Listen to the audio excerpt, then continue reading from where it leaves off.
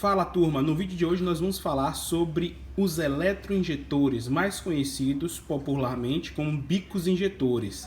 Hoje vocês vão conhecer o que são e para que servem e se realmente é necessário fazer limpeza preventiva através daquela máquina, utilizando o método da cuba de ultrassom. A título de esclarecimento, turma, esses eletroinjetores eles não são do meu carro, são do motor GM SPE4, viu? Agora vamos prosseguir. Na engenharia, eles são chamados de eletroválvula injetora de combustível, mas no popular é conhecido como eletroinjetor ou bico injetor.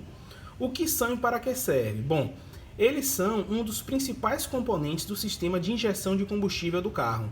As eletroválvulas injetoras ou bicos injetores têm a função de dosar de forma estratégica a quantidade de combustível admitido na queima. Quando eu me refiro a queima de combustível, é justamente a mistura ar-combustível que é comprimida e recebe a centelha da vela, provocando a explosão, ou seja, a queima da mistura ar-combustível. Aqui cabe falar uma curiosidade bacana para vocês. Tanto nos sistemas monoponto, que é quando eu tenho uma unidade injetora dessa para todos os cilindros, quanto nos sistemas multiponto, que é quando eu tenho uma unidade injetora para cada cilindro, as características gerais, bem como a forma de funcionamento, elas são semelhantes.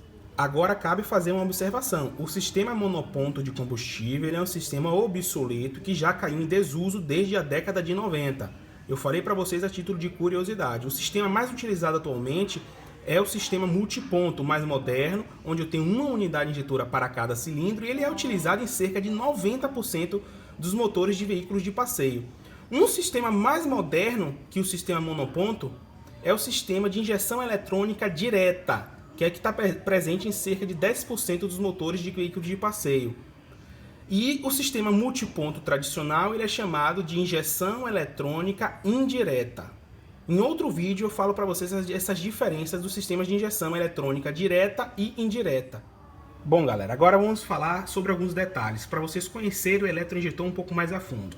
Basicamente, o eletroinjetor ele é composto por três partes. A carcaça da válvula com conexão elétrica, que seria essa parte, e aqui está o seu conector elétrico. A agulha com induzido magnético, que fica aqui dentro. Ela é a peça móvel que se desloca para cima e para baixo, dosando a quantidade de combustível a ser injetado. E nós temos o assento da válvula, com furo calibrado. Vocês podem ver aqui um furo, ele é calibrado de fábrica. É o orifício que por onde o combustível é injetado dentro da câmara de combustão ou dentro do coletor de admissão. Isso depende do tipo de injeção, direta ou indireta. Bom, dando continuidade, vamos falar agora sobre o funcionamento do eletroinjetor. Esse funcionamento se dá pela chegada da tensão até a bobina da válvula, que por sua vez gera um campo elétrico movimentando o induzido, que por sua vez traz consigo a agulha que abre os furos calibrados do eletroinjetor. Na continuidade desse processo, nós temos o combustível que sai pressurizado e pulverizado de forma a se misturar com o ar admitido da maneira mais homogênea possível. Agora falando sobre mais uma finalidade do eletroinjetor, que é a de injetar o combustível no ângulo correto. Esse ângulo ele é conseguido geralmente através da forma com que o bico injetor é fixado em relação ao cilindro e também da forma como o combustível é injetado na câmara de combustão ou no coletor de admissão. Chamado de lag de injeção, esse ângulo ele é normalmente em torno de 45 graus, mas isso vai depender exclusivamente de fabricante para fabricante. E agora vamos à parte que eu tenho certeza que a grande maioria de vocês se perguntam quando leva o carro para revisão, que é oferecido o serviço de limpeza preventiva do eletroinjetor. E aí vem a pergunta: deve-se fazer a limpeza preventiva do eletroinjetor através da máquina de limpeza com ultrassom? A resposta para isso é não. Por que eu digo não? Inclusive, o manual do proprietário e a engenharia ratifica a minha resposta. A única limpeza preventiva é o uso de combustível de boa qualidade e o uso de aditivo para combustível via tanque de qualidade.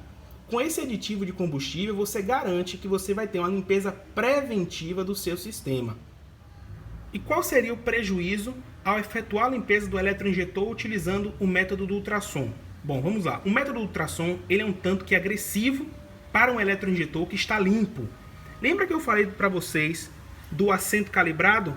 Bom, se vocês observarem aqui, esse orifício ele tem uma tela. E essa tela ela é extremamente sensível ao ultrassom. Se você for fazer uma limpeza de um eletroinjetor que está limpo, na ultrassom você vai acabar desintegrando e esfarelando essa tela, causando um defeito colocado que o eletroinjetor não tinha.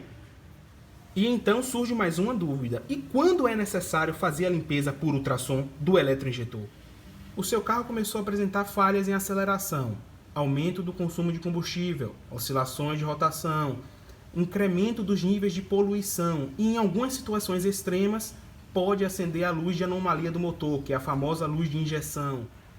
Todos esses, sozinhos ou somados, podem ser indicativos de um problema no eletroinjetor, mas antes de sair efetuando a limpeza com o ultrassom, nós devemos proceder com alguns diagnósticos.